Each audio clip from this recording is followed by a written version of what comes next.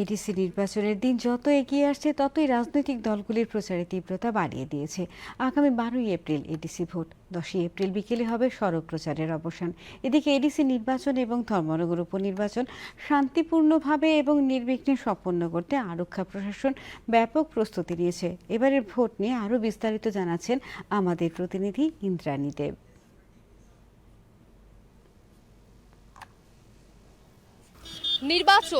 নির্বাচনী দামামা কিন্তু ইতিমধ্যেই বেজে গেছে।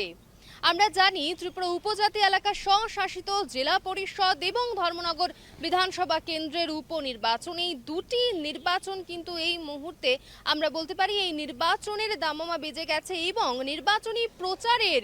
যতটা তাপমান বৃদ্ধি পাচ্ছে আবহাওয়ার সাথে সাথে কিন্তু প্রচার সজ্জার তাপমানও কিন্তু ইতিমধ্যেই বৃদ্ধি পাচ্ছে এবং নির্বাচনের প্রায় শেষ প্রাক্কালে আমরা এসে দাঁড়িয়েছি এবং এই মুহূর্তে তথা আজ বিজেপির যে ইস্তেহার তথা ত্রিপুরা উপজাতি এলাকা স্বশাসিত জেলা পরিষদের জন্য যে সংকল্প পত্র তা কিন্তু আজ প্রকাশ পেল এবং তার পূর্বেই কিন্তু অন্যান্য দল তার মধ্যে কংগ্রেস কিন্তু তাদের সংকল্প পত্র তথা ইস্তেহার কিন্তু প্রকাশ করেছে পূর্বেই এবং আজকে এক সাংবাদিক সম্মেলনের মধ্য দিয়ে খুমলুঙ্গে একটি প্রেস কনফারেন্সের মাধ্যমে আমরা বলতে পারি যে এই সংকল্প পত্র রয়েছে ভারতীয় জনতা পার্টির, সেই সংকল্প পত্র কিন্তু প্রকাশ পেল এবং সেখানে রয়েছে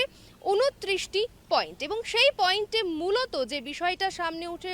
এসেছে সেটা হচ্ছে শুধুমাত্র এই টিটিএডিসি তথা ত্রিপুরা উপজাতি